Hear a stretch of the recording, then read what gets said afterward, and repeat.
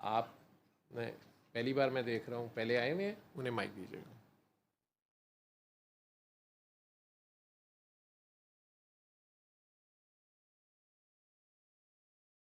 आप मुल्तान से आए हैं, क्या नाम है? फरा है। और आप फर्स्ट टाइम आई हैं? किसके रेफरेंस से, कैसे आना हुआ? कौन आए हैं? भाई लाए हैं आपके। उनका क्या नाम है? उनका नाम खालिद। Khalid Chishti Sabri, air commodore. माशाल्लाह, पहला एयर कमोडोर है जिसने आखिर में एयर कमोडोर लगाया हुआ है। रिटायर तो नहीं हो गए? रिटायर हो गए हैं, फिर ठीक किए। नहीं तो हाजिर सर्विस तो पहले एयर कमोडोर बताते हैं, फिर वो बताते हैं। खालिद साहब, मोस्ट वेलकम। हमारे एक दोस्त होते थे शाहिद शिगरी साहब, जी बाबा जी के काके थे, वो भी एयर कमोडोर थे आई थिंक। जी जी बिल्कुल जानता हूँ। और मेरी ज़िंदगी का वो पहला एयर कमोडोर था जिसके मैं साथ बैठा गप्पे मार रहा होता था, या वो मुझे अपने साथ बैठा लेता था। जी भाई।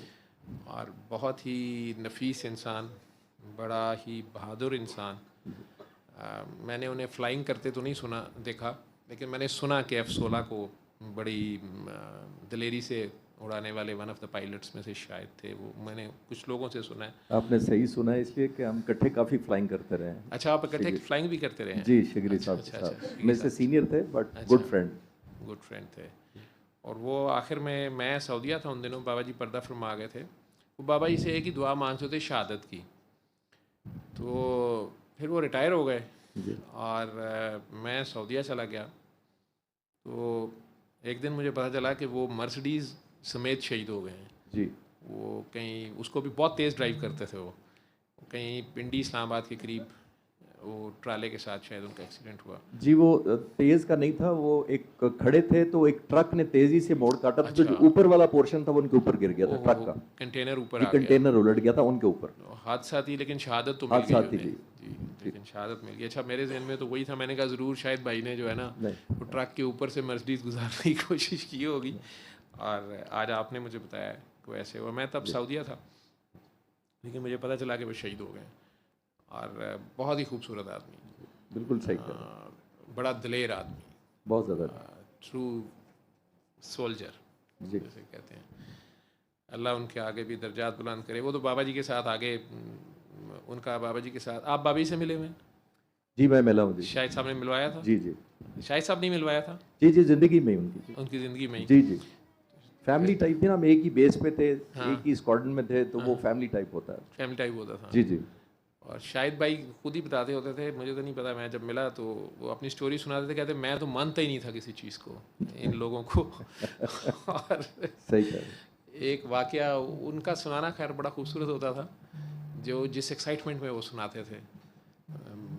ये तो वो बेहतर जानते हैं, उनके घर वालों को, भाभी को पता होगा कैसे वो बाबा जी के साथ ताल्लुक़ बना और क्या। लेकिन एक वाकया मुझे एक बार सुना रहे थे, मैं बाबा जी से क्वेश्चन कर रहा था, कोई किसी महफिल में हम बैठे हुए थे, तो वो लाहौर आते थे तो फिर मेरे घर आते थे बाबा जी के साथ, कई बार स्टे भी रात को। तो वो एक शुरू में उन्होंने वाकया सुनाया, मैं क्वेश्चन कर रहा था, उन्होंने कहा बाबा जी से एक सवाल ना करना। तो मुझे नहीं समझ आई, मैं तो अपनी बेवकूफ़ी में लगा हुआ था। तो लेकिन वो बड़ा डर के ना बता रहे, ये बाबा जी से सवाल ना कर। तो बाबा जी ने सुन लिया शायद, उन्होंने कहा है इसको इजाज़त है, ठीक है। तो मैंने उनसे पूछा, मैंने कहा कि शायद भाई क्यों, मुझे समझ ही कोई नहीं आई।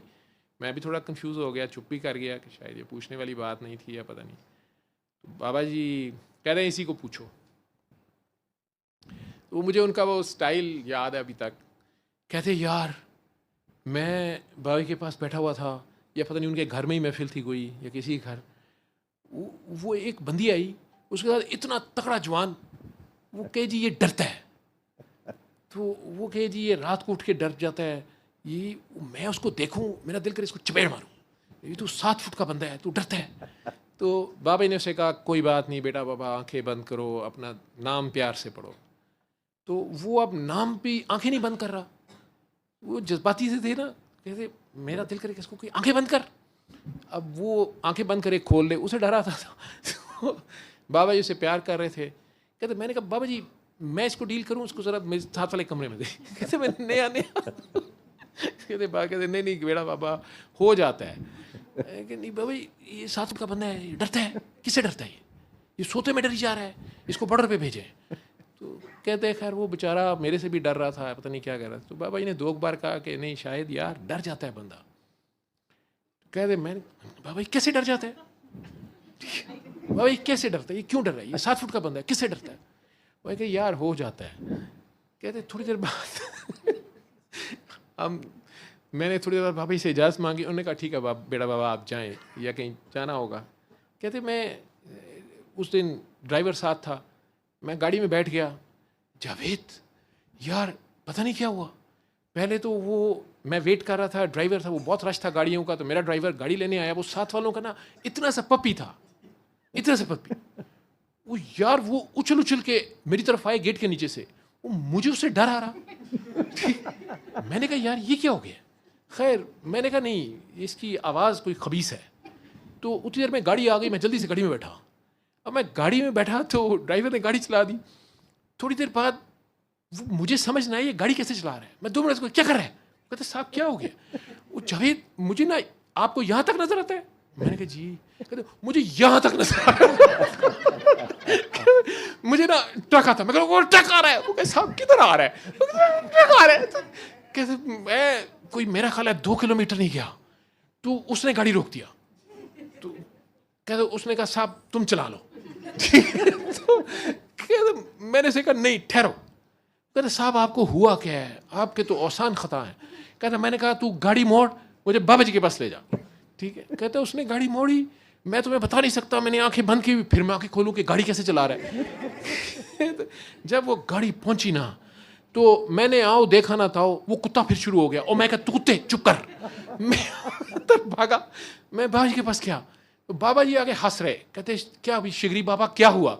मैं जाके बाबा जी के पाँव में बैठ गया। मैं कहा बाबा जी क्या। कहते बाबा जी डर आ रहे। डर कहाँ से आ रहा। तो मैं कहते बाबा जी से कभी सवाल नहीं करना कैसे होता है। वो मैंने यही पूछा था कैसे होता है। क्या पूछा था मैं।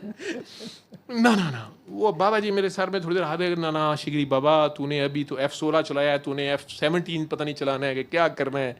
तो वो कोई पाकिस्तान का कोई त्यारा बन रहा था जिसका नंबर कोई 17 है शायद। F-17 ही था। JF-17 हाँ, वो उसकी डिजाइनिंग शिजाइनिंग कर रहे थे। उसी में शामिल थे। कहते एक तो ये नहीं पता चलता, ये बाबा जी को पता कहाँ से चलता है ना। मुझे कहते तूने तो अभी JF-17 चला। वो मैं बाबा जी को देखना शुरू हो गया, ये खुफिया का बंदा है, इसको कैसे पता है। उनका स्टाइल, एम आई राइट। आप मैं बड़ा इंप्रेस हुआ हूँ जितनी जबरदस्त आप कॉपी कर रहे हैं उनकी। और मेरा कैसी दोस्ती होगी। और मैं अगर आपका टाइम ज्यादा कीमती है, लोग आपको सुनना चाहते हैं। नहीं लोग यही मेरा तमाशा देखने आते हैं। लेकिन आपके नॉलेज के लिए मैं एक और उनका जाती बताता चलूं। एक दफा कोहाट में पुलिस वालों ने रोक लिया उनको। अच्छा। उन्होंने थोड़ा तारुफ कराया बड़ा अपना कि यार मेरा नहीं, मैंने ट्रैफिक लाइट तोड़ी। उन्होंने कोई हाथापाई हो गई, पुलिस वाले 4-5 इकट्ठे हो गए और उन्होंने किसी ने थप्पड़ छप्पड़ मार दिया। शिगरी साहब ने 5 को कुटा अकेले ने और गिराया सबको। वो डरने वाली बात से मुझे याद आ गई। सारों को लिटा लिटू के गाड़ी स्टार्ट की आराम से और बेस पे आके मेस में सो गए। अच्छा। उसके बाद पुलिस वाले गेट पे आए हुए। पूछ पाछ के कि ये कौन था, किसी ने कहा जो एयरफोर्स का अफसर था। अच्छा। तो गेट पे आई हुई है पुलिस और अपने ओसी को फोन करके कह रहा है इनको भी कूट दूंगा या इनको वापस भेज दो जाके। अच्छा। तो वो इस तरह का इतना निडर आदमी, बहुत निडर आदमी, इतना निडर आदमी, बहुत निडर आदमी थे। और मुझे उनका ये स्टाइल जो था ना इसी तरह था, बिल्कुल ऐसे। बाबा जी के पर्दा फरमाने के बाद मैं स्पेशली उन्हें किसी काम से इस्लामाबाद मिलने गया और मेरी उनकी वही लास्ट मीटिंग है। उनके ऑफिस में रिटायर हो गए हुए थे और उनके बेटे माशाल्लाह अब तो बहुत बड़े हो गए होंगे, पहले उस वक्त भी जवान थे। तो दोनों से उन्होंने मुझे मिलवाया और जिस काम में गया था उन्होंने ही मैसेज उनका कोई आया था तो मैं उनसे मिला और बड़ी अच्छी हमारी बाबा जी हम करते रहे आधा पौना घंटा जो भी हमें। बाबा जी उस वक्त ताज़ा गए थे और दोनों को बाबा जी की बीमारी थी।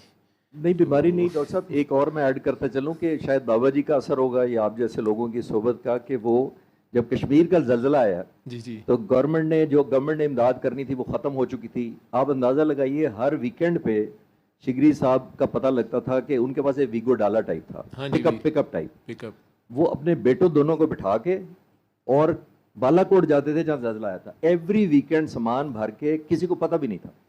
और जब ये मरगला टावर इस्लामाबाद वाला गिरा था, ये बंदा खुद घुस गया था, पत्थर और सीमेंट और बजरी हटा के नीचे से बच्चों को निकाल रहा था। मतलब ये कोई और रूहें होती हैं? नहीं, वो बिल्कुल और रूह था, और बड़ा ही दिलेर आदमी, बहुत दिलेर आदमी। और मैं बल्कि एक और साहब मुझे याद आ गए हैं, वो उनके साथ हमारे घर आए। उनकी एज थोड़ी सी ज़्यादा थी शिगरी भाई से, लेकिन उनके को बड़े अच्छे दोस्त थे। नाम अब मुझे भूल गया है। उनके पास भी मर्सिडीज थी ब्लैक, उसी में आए, और इसलिए मुझे याद रह गया कि शिगरी भाई ने वो बहाना किया, उस रात वो नहीं ठहरे, और बाबा ने कहा इसको जाने दे।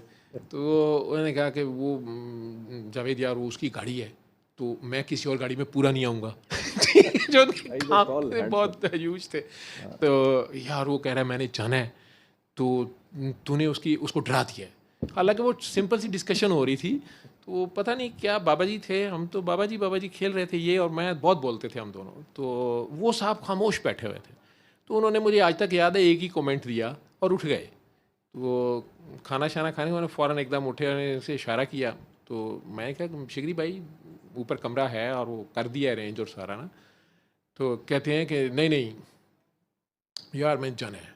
तो थोड़ी देर उनके साथ साइड पे गए, तो आके कहते हैं कि यार वो गाड़ी उसकी है ना, बहाने इस तरह के उनके होते थे, उनके दिल ना ख़राब हो। तो वो मैंने जाना है ना, तो कल बाबा जी जहाँ बुलाएंगे वहाँ आ जाएंगे ना, बेस पे जाना है, ये है वो है। तो मैंने कहा उन्हें हुआ क्या, मेरी किसी बात पे गुस्सा कर गए हैं? कहते नहीं नहीं, वो कह रहे हैं कि यार इसको देखूं कि तुझे देखूं। तो तुम दोनों जो है ना, वो गिलास भरने के चक्कर में हो, ठीक है? तो यार गिलास थोड़ा सा ना खाली छोड़ देना चाहिए। तो मुझे उस वक्त समझ नहीं थी इन बातों की। तो मैंने कहा ये पता नहीं क्या अजीब कमेंट है। बाबा जी खैर लीस्ट ऑफ द इंटरेस्टेड हो, खामोश चुप करके बैठे रहते थे हम जैसों को छेड़ के। तो मुझे बस ये यादें हैं उनकी। आपका बस एयर कोमोडोर लफ्ज़ सुना मैंने, मुझे तो नहीं पता था कि आप उनसे मिले हुए हैं जी बहुत और आपके दोस्त हैं। सामने और अच्छे लोगों की यादें रह जाती हैं। आज 20 साल बाद भी शिगरी मेरे दिल में ज़िंदा है। और बाबा जी का काका आगे भी काम ही कर रहा होगा, वहाँ भी कोई फ्लाइंग कर रहा होगा। ठीक है ना? तो ज़बरदस्त आदमी था। So nice talking to you जी, मोस्ट वेलकम। तो आपको यहाँ कैसे पता चला आने का? डॉक्टर साहब, ये सामने जो मैं बैठे हैं, ये मेरे टीचर हैं, फिदा साहब नाम है इनका। फिदा साहब, अच्छा। वो जो मैं बेगम फिदा से आपने बात की है, जो फरा महल में, हाँ जी, वो इनकी मिसेज हैं। अच्छा जी। ये मुल्तान में भी होते हैं। अच्छा जी। और मुल्तान में इन्होंने आपकी, मैंने सिर्फ आपका गायबाना सुना था, अच्छा। लेकिन इन्होंने आपकी वीडियोस वगैरह देखी यूट्यूब पे, फिर मुल्तान से इन्होंने मेरे से रब्ता किया। अच्छा। कि ये लाहौर में कोई डॉक्टर साहब हैं इस तरह, तो कोई आपको ढूंढ सकते हैं और टाइम ले सकते हैं। तो फिर मैं खुद भी जसारत कर सकता था, लेकिन मेरे कज़न हैं डॉक्टर शमशाद, जो रेडियोलॉजिस्ट है, शायद उनकी अच्छा अच्छा अच्छा अच्छा अच्छा अच्छा, शाह साहब। जी शाह साहब। मेरे फ़ोन में इस वक्त भी 9,000 से ज़्यादा लोगों के मैसेजेस भी अनसीन हैं। ठीक है। और मुझे नहीं समझ आई कि वो एकदम सामने आया, अननोन नंबर था। जी जी। और मैंने उसे क्लिक कर लिया, फ़ोन कॉल कहीं और करने लगा था। अच्छा। तो आगे लिखा हुआ था कि मैं सर्विसेज से रेडियोलॉजी से रिटायर्ड हूँ, सीनियर हेड ऑफ HOD था। HOD। तो मैंने खैर उनका इस वजह से ही, डॉक्टर भी थे और सैयद लिखा हुआ था नाम के साथ। जी जी। तो मैंने उन्हें खैर कॉल कर ली। तो उन्होंने फिर, मुझे याद बिल्कुल नहीं आ गए कि मेरी उनसे बात हुई क्या। और उन्होंने बस ये कहा कि किसी ने आना है और मुझे एड्रेस दे दें या फिर बताएं कैसे मिलना है। तो मैंने कहा जी मैं एड्रेस भेज रहा हूँ। मैं कम ही ऐसे करता हूँ, लेकिन मेरे दिल से आ रहा था। जी जी। तो मैंने भेज दिया, लेकिन उन्होंने आपका नहीं बताया मुझे। अच्छा। तो चूंकि वो कह रही ना एयर कोमोडोर शमशाद साहब बीच में से मिसिंग है। अच्छा, मिसिंग थे। तो शमशाद साहब ने एक्चुअली फिर he was kind to share your message. हाँ जी, हाँ जी। तो फिर मैंने सर को कल ही बताया था। तो ये आज अभी ये पहुंचे हैं डाइवो पे। हाँ जी। तो अभी मैं इनके साथ हाजिर इसलिए हूँ। अच्छा, माशाल्लाह। मैं तो शायद उन्हें कहा होगा कि अगर उन्हें मुल्तान का बताते तो मैं कहता जी उन्हें कहें कि आने की ज़रूरत नहीं है, ये रेमेडी तो वो खुद भी कर सकते थे वहीं बैठे। लेकिन बहरहाल 100 बिस्मिल्लाह आए हैं, तो वो आए हमारे घर में, खुदा की कुदरत।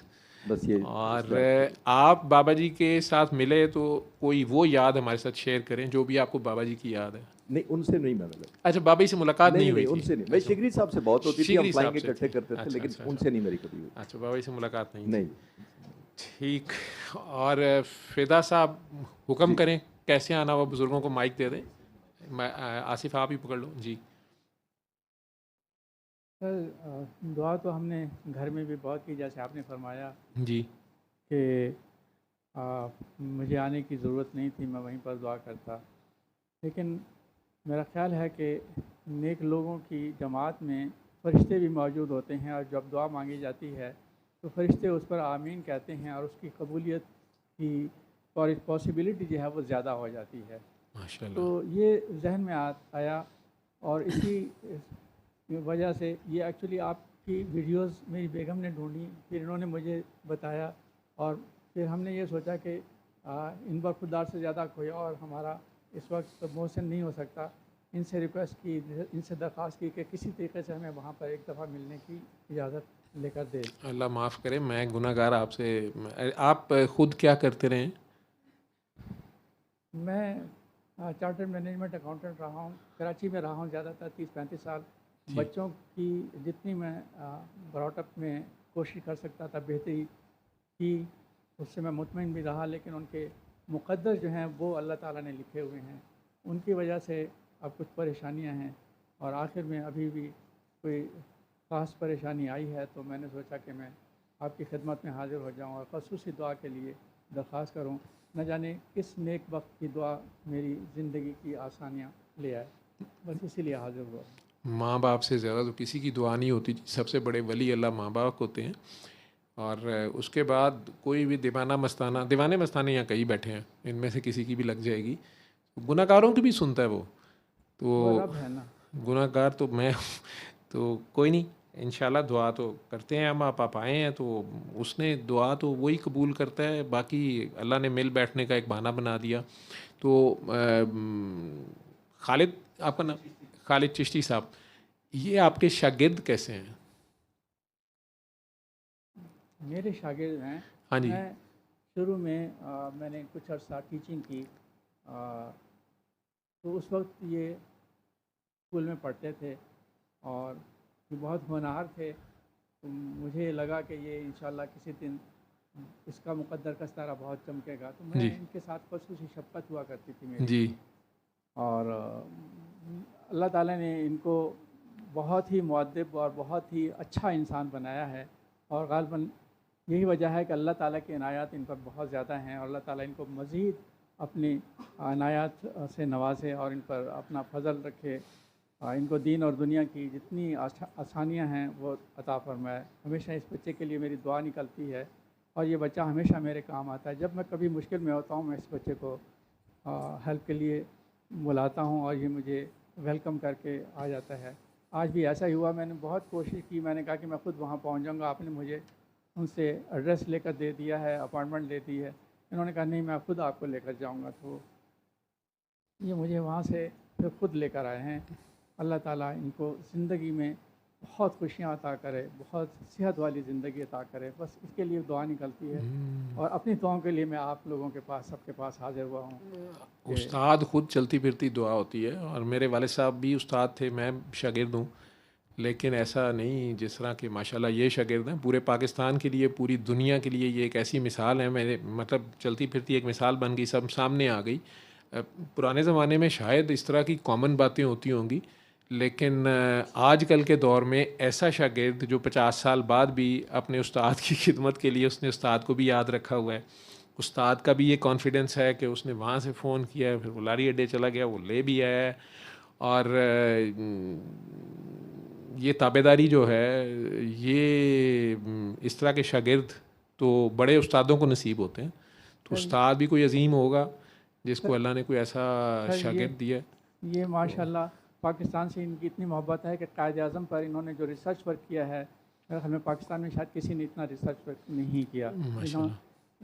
जिन्होंने कायद आज़म के बारे में बहुत ही जामे रिसर्च वर्क है। कभी अगर आप इनको मौका देंगे तो मेरा ख्याल में ये आपके साथ ज़रूर शेयर करेंगे। माशाल्लाह, वो तो ज़रूर जी हम करेंगे। कायद आज़म के बारे में अगर उन्होंने शेयर किया, कायद आज़म वो हस्ती है कि मैं कुरान करीम में पढ़ता था कि बाबा जी एक फ़िक्रा बोलते होते थे कई बार, दादा साहब उनके साथ जाना होता था, और कई लोग वहाँ पे, ये आम कारोबार भी है दरबारों के बाहर या दादा साहब के बाहर होता है। कई लोग चिड़ियाँ, तोते, कौवे पकड़ के ना पिंजरे में बंद करके वो साइकिल पे या ठेले पे लेके खड़े होते हैं। तो जहाँ ज़ायरीन आते हैं, कुछ हाजतमंद आते हैं, कुछ ज़रूरतमंद, या ज़माने के सताए हुए या फंसे हुए फ़िरौन, तो लोग ये भी करते हैं कि वो पैसे दे के ना तो चिड़ियाँ छुड़ा रहे हैं, कौवे छुड़ा रहे हैं, कबूतर छुड़ा रहे हैं, और पैसे दे रहे हैं और समझ रहे हैं कि चूँकि वो आज़ाद करवा रहे हैं उन्हें, तो मासूम परिंदे जो हैं जिन्हें वो चिड़ी मार फिर पकड़ लाएगा तो उनकी दुआ लग जाएगी। तो वहाँ खड़े थे, तो एक लाहौर का छुटा हुआ शरीफ बदमाश जो था, वो नामी ग्रामी, वो खड़ा चिड़ियाँ छुड़ा रहा था। तो बाबा जी की भी आदत थी, जिस पे नज़र पड़ जाती थी तो उन्होंने कुछ करना तो होता था। तो गुजरते हुए कहते हैं, गुजर बाबा क्या कर रहे हो? कहना वेखदा नहीं, तकदा नहीं, चिड़ियाँ छुड़ा रहे हैं। इतना ह्यूज आदमी था और बड़ा मशहूर लाहौर में उसका टैका था। कहते चिड़ियाँ छुड़ा रहे हैं। कहते कभी किसी इंसान को आज़ाद करवाओ, कभी किसी बंदे को भी आज़ाद किया करो, जाओ बंदों को आज़ाद कराओ। अब वो फ़िक्रा मेरे जहन में, कभी किसी बंदे को आज़ाद कराया। वो भी खामोश देखता रहा उन्हें और बाबा जी आगे चल पड़े। तो कुरान करीम में भी मैं पढ़ता होता था, जो गर्दनें छुड़ाते हैं या जो ग़ुलाम आज़ाद करवाते हैं, और एक ग़ुलाम आज़ाद करवाने की बहुत बड़ी फजीलत है। उस ज़माने में ग़ुलाम जो होते थे वो बिकते भी थे आगे, और ग़ुलाम इतना खौफनाक लफ्ज़ है कि वो नौकर और चीज़ होती है। नौकर तनख्वाह पे होता है और वो आपको किसी वक्त भी रिज़ाइन कर सकता है या भाव ताव कर सकता है, मैं इतनी तनख्वाह में काम नहीं करूँगा, मैं ये नहीं करूँगा, ये मैं करूँगा, ये नहीं करूँगा। ग़ुलाम जो है वो बस ऐसे समझें कि वो बेचारा एक रोबोट होता है, आपके हाथ में रिमोट कंट्रोल होता है, आप उसे जलील करें, आप उसे जो मर्ज़ी करें। और अमूमन या तो जंगों में कैद होते थे दूसरी कौम जो हार जाती थी, या डाकू वगैरह भी लोगों के बच्चे पकड़ के और फिर उन्हें ग़ुलाम के तौर पे बेचते थे। तो वो जो ख़रीद लेता था, जैसे हज़रत सैयदना यूसुफ़ अलैहिस्सलाम ने ग़ुलामी काटी है। नबी करीम सल्लल्लाहु अलैहि वसल्लम के पास बीबी खतीजा ने शुरू में उन्हें ज़ैद बिन हारसा दिए, या अनस बिन मालिक भी शायद ग़ुलाम के तौर पे आए। तो ये उस वक़्त रस्म थी। अब ज़रा स्टाइल और है इंसानों का, अब पूरी कौम को ग़ुलाम बना लेते हैं। एक आध ऊपर थानेदार बिठा के वो ग़ुलाम बना लेते हैं, या उनको ब्लैकमेल करते हैं कोई कमी बेशी करके, जिनको ट्रिक्स आते हैं, जिनके पास डाटा होता है कि इस कौम की दुम कहाँ से दुबानी है, कल कहाँ से मरोड़नी है।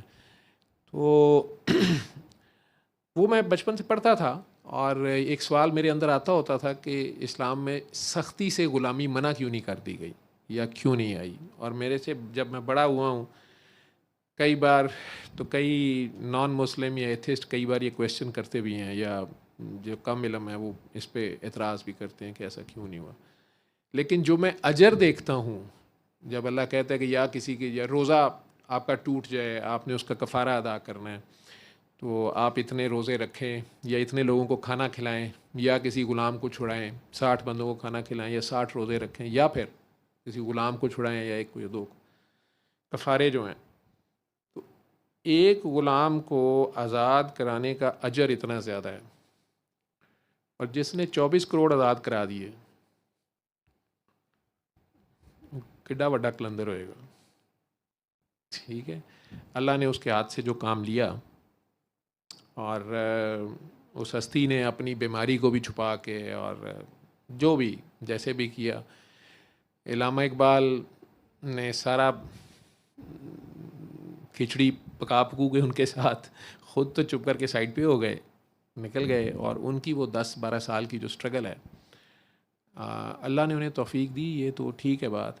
लेकिन वो अज़म, वो मुसलसल जद्दोजहद, और भेड़ों जैसे साथी, भेड़ चाल वाले खोटे सिक्के लेके, और ब्रिटिश एम्पायर को ललकारना, और इंटरनेशनल स्नैरियो को ज़हन में रखते हुए सारा, और फिर अपने जिनके लिए स्ट्रगल कर रहे हैं उनके फतवे, कुफर के फतवे, ठीक है जी, शराबों के इल्ज़ाम, बीवियों के उल्टे सीधे इल्ज़ाम, शादी क्यों नहीं करता, पहली को क्यों छोड़ा, दूसरी ये थी, तीसरी ये है, बेटी कहाँ है इसकी, इसकी बेटी ने ये कर दिया। ये सब उन्होंने फेस किया उस वक़्त।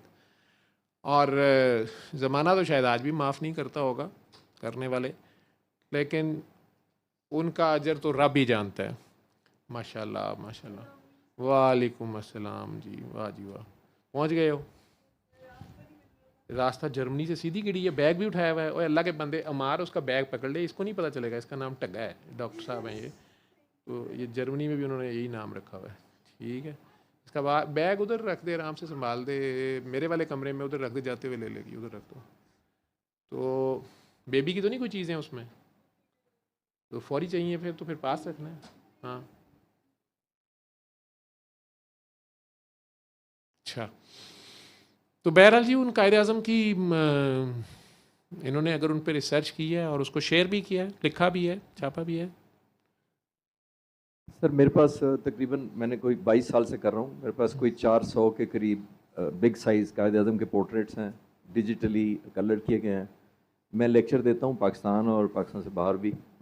मैं कनाडा, यूएस से, यूके वगैरह में दे चुका हूँ।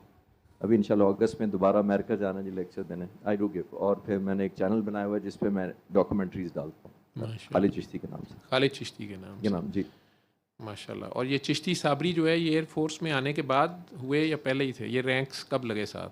नहीं, ये तो शुरू फैमिली से है जी। ये अबू के दौर से ही? ये बात जी, माशाल्लाह माशाल्लाह। ठीक, फिदा साहब। जी सर, मैं आपको अपने मसाइल, आपका वक्त ज़्यादा नहीं लेता। मैं सिर्फ जिस दुआ के लिए हाज़िर हुआ हूँ उसमें मैं आपको सिर्फ ये बताता हूँ। मेरी बड़ी बेटी यूके में होती हैं, वो बेटियां सांझी होती हैं जी, आपने जो बता दिया बस। वो बच्चे वो साइकोलॉजी की स्पेशलिस्ट हैं, लेकिन उनको आर्थराइटिस है और उनको चलना फिरना जो है उनके लिए बहुत मुश्किल हो गया। अच्छा, तो उनका सबसे बड़ा मसला ये है कि उनको आर्थराइटिस है, उसके लिए दरख्वास्त होगी दुआ की। दूसरी बेटी मेरी स्वीडन में होती है, उसका बेटा जो है वो आर्टिज़म का शिकार है पैदाइशी तौर पर। अच्छा। अब उसकी उम्र 12 साल हो गई है लेकिन वो सही नहीं हो सका। तो और अब ये मेरी बेगम बीमार हैं, इनके लिए दरख्वास्त है कि अल्लाह ताला इनको शिफाए कामिला अता फरमाए। आपसे दरख्वास्त होगी कि आप इनको ख़ुसूसी दुआ में याद रखें। बस ये 3 मेरे बड़े मसाइल हैं। फिदा साहब, मैं गुनहगार आदमी हूँ, ये दुआ सारों के लिए है, कोई भी कर ले, वो खुद भी कर लेंगी। उन्हें क्या हो गया, क्या बीमारी बता दी है डॉक्टरों ने? डॉक्टर कहते हैं कि लाइलाज बता दी उन्होंने जी।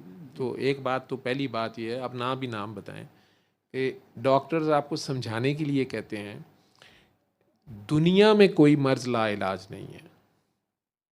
मेरा रब तो झूठा नहीं हो सकता, मेरा नबी झूठा नहीं हो सकता, डॉक्टर्स झूठे हो सकते हैं ठीक है। डॉक्टर्स के कहने का मतलब ये होता है कि हमारे इल्म में इस चीज़ का इलाज नहीं है। वो ये कह रहे होते हैं कि जी मैनू नहीं है तो अगे गल पता, ठीक है। जैसे मैंने एलोपैथी पढ़ी है और आज से 25 साल पहले जब मुझे सुई लगी थी वो खून वाली मरीज़ की, तो वो तीनों मर्ज़ जो थे उनका इलाज मेरे पास नहीं था। मैं ख़ुद आईसीयू का डॉक्टर था और बड़ा फन्ने खां डॉक्टर था, तो मेरे पास उन तीनों बीमारियों का इलाज नहीं था, हेपेटाइटिस बी, सी और एड्स, ठीक है। आज भी एक बच्चा मुझे फ़ोन कर रहा था कि जी मुझे HIV का टेस्ट पॉजिटिव आ गया, तो मैंने क्लिनिक भी नहीं आना, मैंने दुआ इधर भी नहीं आना, मैं बता नहीं सकता, तो आप मुझे फ़ोन पे बस बता दें। तो मैंने कहा बेटा वही आपने सूरह रहमान सुननी है सुबह दोपहर शाम 7 दिन इस तरह, और दुआ करके पानी पीना।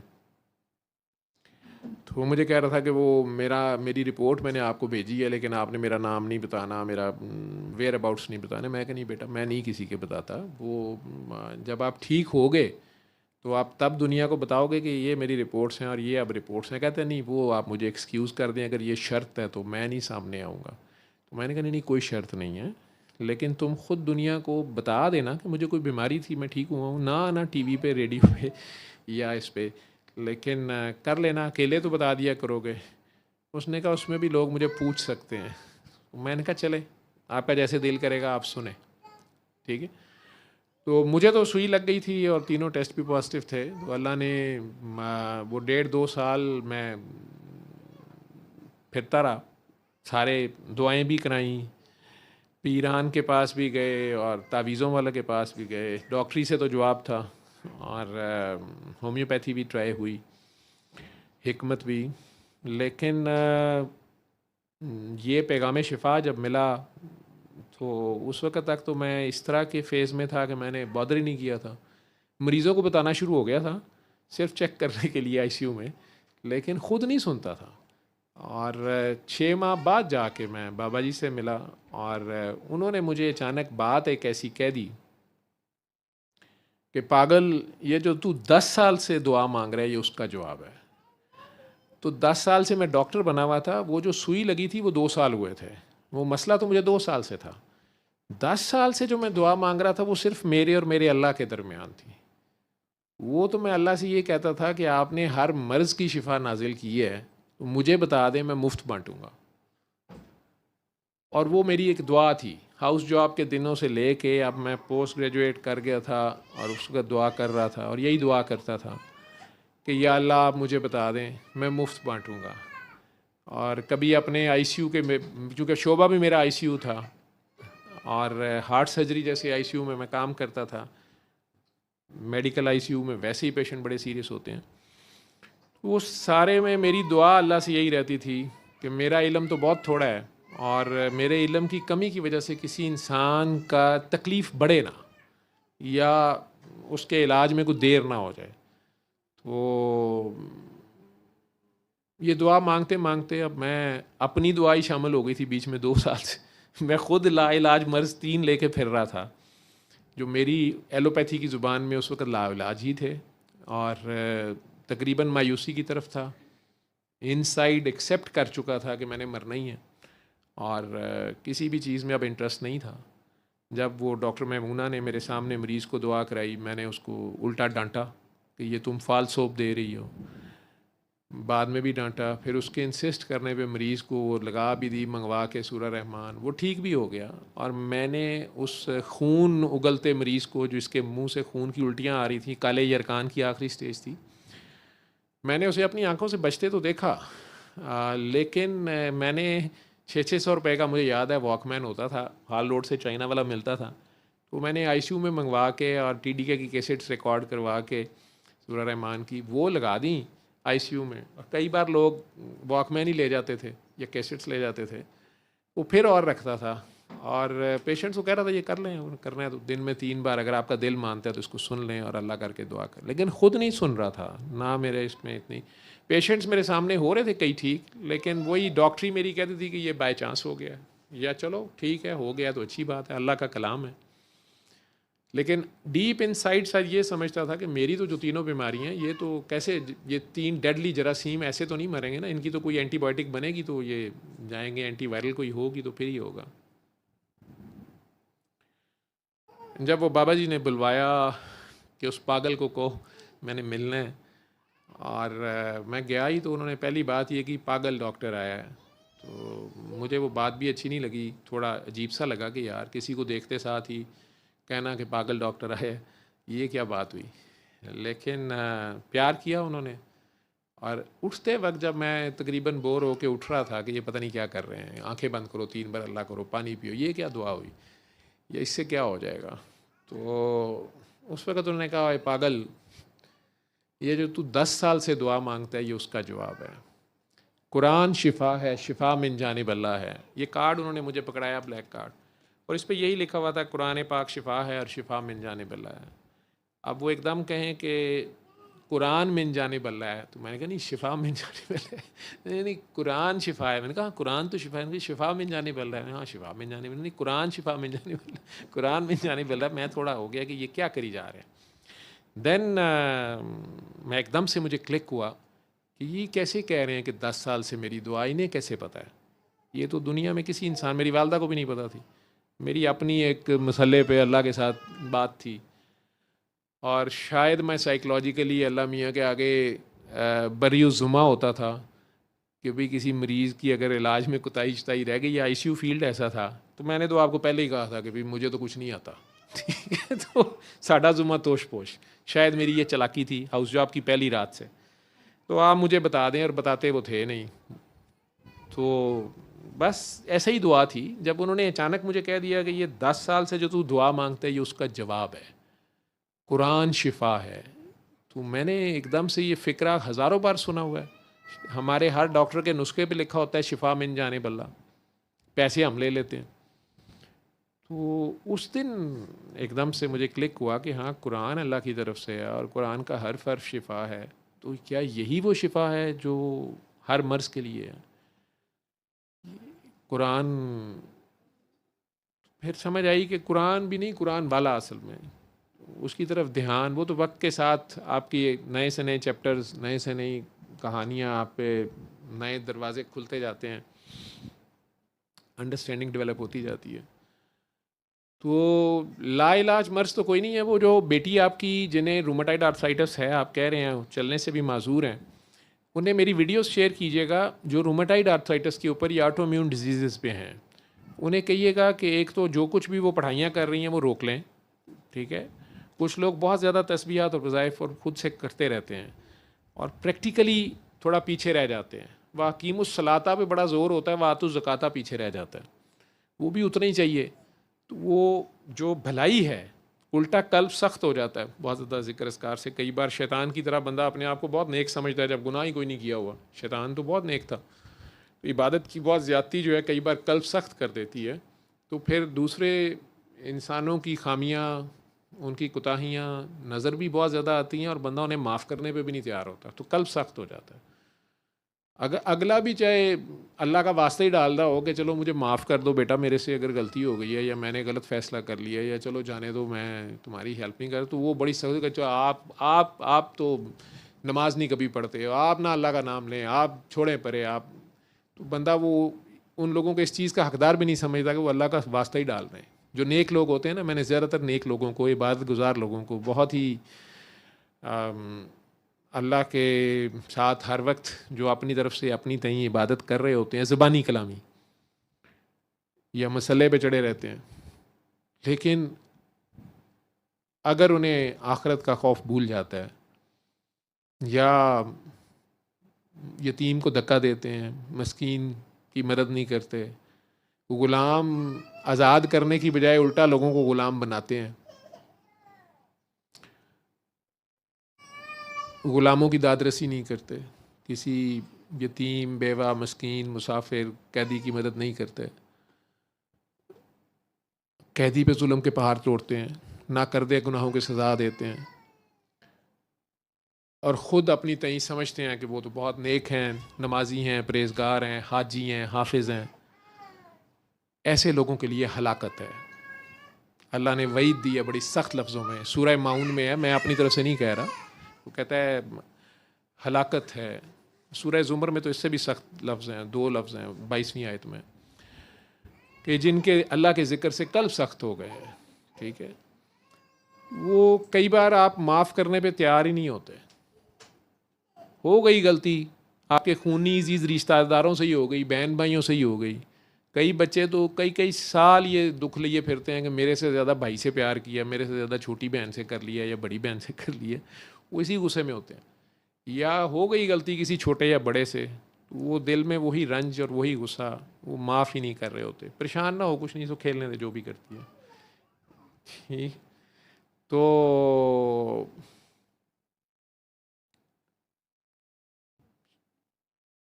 दरवाज़ा बस बंद कर दीजिए ताकि ये बेबी बाहर ना जाए।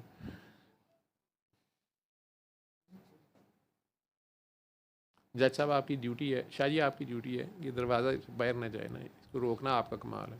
उसकी मामा थक गई है, वो जर्मनी से आई है सिर्फ दुआ के लिए, तो बड़ी दुआएं मांग के इसने ये बेबी लिया हुआ है, ठीक है। और फिर इसके साथ शुरू में मेहनत भी बड़ी की हुई है, लेकिन संभालनी इसको अभी तक नहीं आती।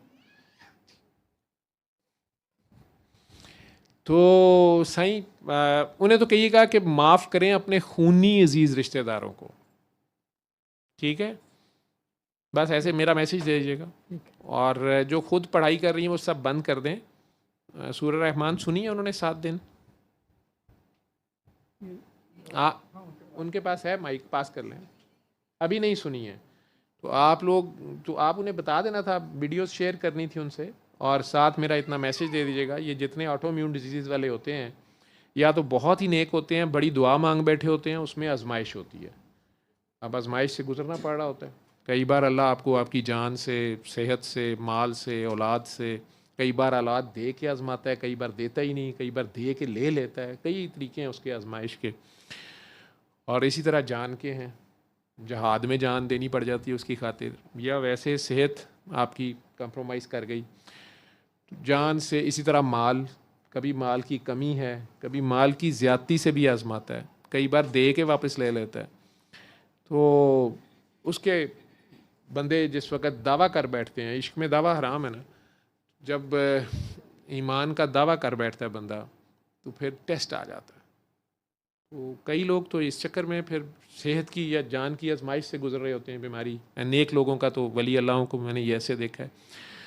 और मेरे जैसे गुनाहगार जो होते हैं वो असल में खुद फंसे होते हैं। वो कहते हैं मैंने तो सूरह रहमान सुनी है तो वो मुझे तो कुछ नहीं हुआ। तो मैं कहता हूँ कि जी आपने माफ़ किया है सबको, नहीं मैं क्यों माफ़ करूँ। मैं कह जी आपने माफ़ किया, जिसको आप पुकार रहे हैं वो आपको गुनाहगार होते हुए भी माफ़ कर दे, आप भी उसकी मखलूक को छोड़ दें। वो 70 माओं से ज़्यादा प्यार करता है ना। मुझे तो डर आता है कि वो शैतान से भी इतना ही प्यार करता होगा, अगर मखलूक तो वो भी है ना। ठीक है, हम हर बात ही शैतान के खाते में डाल देते हैं। किसी ने मुझे कहा डॉक्टर साहब आप आजकल उसकी वकालत करना शुरू हो गए। मैं कहा यार वकालत नहीं, मेरी पिछले दिनों मुलाकात हुई है। तो मैं उसे कहा क्या बात है यार, तूने मुँह देख के परे कर लिया। तो कहता है कि यार मैं तो मुल्क आंदा ही नहीं, तो तुसी हर शय मेरे ते पा देंदे हो। मैं क्या ऐसे तो ना कहें आप, मतलब मैं तो नेक आदमी समझ नहीं पता शैतान है। बहुत ही हुलिया बट ठीक ठाक था, नूर मेरे से ज़्यादा उसके मुंह पे था। तो मैं क्या तुम्हें किस मुल्क, तुम्हें पता है मैं किस मुल्क से हूँ। कहते तुम शक्ल से पाकिस्तानी लग रहे हो। तो मैं क्या जनाब कौन है। कहता कभी अज़ाज़ील था अब इबलीस हूँ। मैं क्या यार असी तेरा की बिगाड़िया। कहता तुसी तो मेरा सत्यानाश करता है। कहता मैंने जो आइडिया लगाए नहीं कभी वो भी मेरे जुम्मे होंगे ने। वो बड़ा दुखी हुआ था। तो मैं कहते जनाब मेरे खाते ना पाओ, तो मैं तो खुद कभी कभार नया आइडिया लेना हो तो आप लोगों का चुराता हूँ। मुझे बड़ा गुस्सा चढ़ा। मैं क्या मैं अल्लाह में कुछ शिकायत लगाऊंगा। कहता अल्लाह तो खुद थोड़े तंग है, वो अल्लाह की वकालत कर रहा। मैं क्या की बकवास कर रहे हैं, क्योंकि अल्लाह के तो हम बैरल बहुत सगे हैं। वो कहता अल्लाह आप आसमाना थले आते नहीं, कहता पाकिस्तानी सब कुछ मेरे ते पा देना। मेरे आपे बंदे नूं गोली मार के कहते अल्लाह की मर्जी, किसी की कुड़ी चुक लेंदे कहने अल्लाह की मर्जी, किसी दी लत्तां भन्न दिंदे ने कहने अल्लाह की मर्जी, आपे ही मुल्क लुट फुट के खा के कहते अल्लाह की मर्जी। मैं कहा यार बात तो वैसे ठीक है। कहते जी वो तो आप फरिश्तियां नूं बेचारा दसदा रहिंदा कि मुझे अपने जलाल इकराम की कसम, यार मैंने नहीं किया, इन्होंने खुद ही किया है। तो बड़ी अजीब सी बात है। मैं जो गुनाहगार होते हैं जी हम जैसे, वो दूसरों को ब्लेम करते रहते हैं कि उसने कुछ कीता कराया, तवीज़ कर देते हैं, जिन छड़ देते हैं।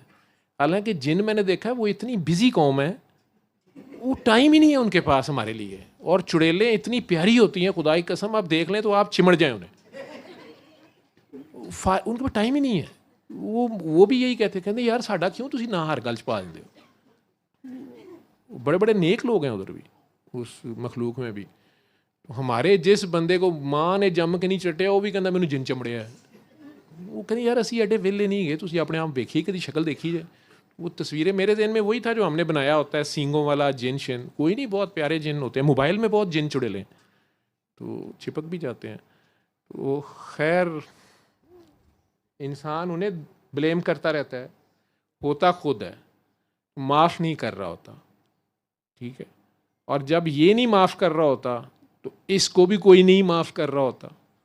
तो अगर ये अल्लाह से कह दे कि अल्लाह जी मैंने आपकी मखलूक को माफ़ किया, तो ये अल्लाह पे एहसान है, ये एहसान है, ये अदल से भी एक स्टेप ऊपर है।